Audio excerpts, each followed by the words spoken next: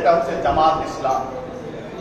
আসলে এই দলটিকে জামাত ইসলাম যদি বলেন এটা ভুল হয়ে যাবে, এটাকে বলতে হবে জামাতে ইসলাম, মানে জামা ইসলাম।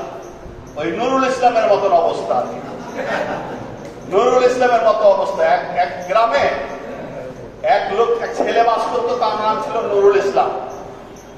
আর ওই গ্রামে আর একটা মেয়ে বাস করতো, তার নাম জরিনা। একদিন হঠাৎ করে দেখছে যে জরিনাকে খুঁজে পাওয়া যাচ্ছে না। জরিনার বাপ গ্রামের লোকজনকে যা বলছে, ভাই আমার মেয়ে জরিনাকে দেখেছো? বলছে না দেখিনি। জরিনাকে দেখেছো? বলছে দেখিনি। এক লোক বলছে কি হয়েছে তোমার? আমার মেয়ে জরিনাকে খুঁজে পাওয়া যাচ্ছে না। তোমার মেয়ে জরিনাকে খোঁজার আগে বাড়িতে গিয়ে দেখো নুরুল ইসলাম আছে কিনা। নুরুল ইসলামকে সংক্ষেপে সবাই বলতো ইসলাম। বাড়িতে গিয়ে দেখে যে নুরুল ইসলাম নাই, মানে ইসলাম নাই। তো বলছে ভাই ইসলাম তো নাই বাড়িতে। বলছে তুমি বুঝতে পারো না এখনো, জরিনা যে ওই ইসলামের সাথে পালিয়ে গেছে, এই জন্য তো ইসলামকে খুঁজে পাওয়া যাচ্ছে না। এই জামাত ইসলামের থেকে ইসলাম চলে গেছে, এখন জামাতেই শুধু ইসলাম আছে, আর ইসলাম তাদের ভিতরে না। কেন নাই? এরা কথায় কথায় আল্লাহ পাকের হাবিব হুজুর পাক সাল্লাল্লাহু আলাইহি ওয়াসাল্লাম, সাহাবায়ে কেরাম রাদিয়াল্লাহু তাআলা আনহু, উম্মাতুল মুমিনিন সহ আল্লাহ পাকের দোষ ত্রুটি এখন খুঁজে বের করতে শুরু করেছেন। নাউযুবিল্লাহ। আপনারা দেখেন না কয়েকদিন আগে এক জামাতি বক্তা বলেছে যে আল্লাহ পাক সর্বশক্তিমান, এই কথা যদি কেউ বলে তাহলে এর মধ্যে শিরকের গন্ধ পাওয়া যায়। নাউযুবিল্লাহ। আপনারা কি জানেন না যে আল্লাহ পাক সর্বশক্তিমান?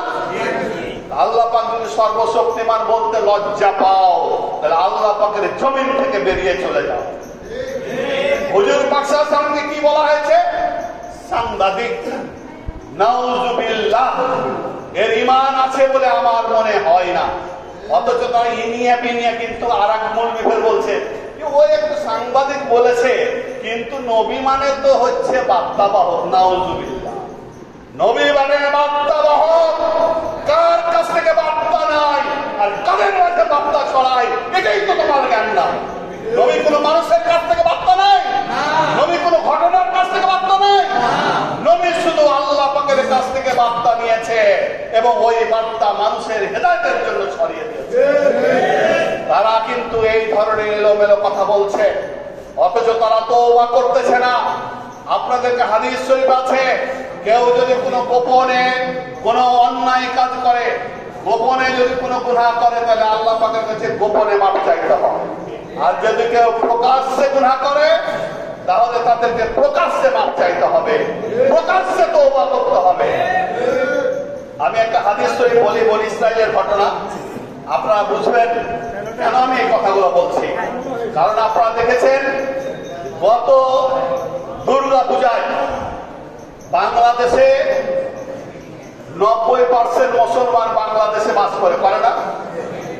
তো 90% মুসলমানের দেশে আপনারা কি কখনো দেখেছেন যে 10% যে বিধর্মী আছে, এই বিধর্মী কোনদিন কুরবানি দেখিয়া বস্তু খাইতে চেয়েছে যে আপনাকে কুরবানি দেন, একটু গরুর বস্তু গুলা দেন, কি খাসির বস্তু দেন?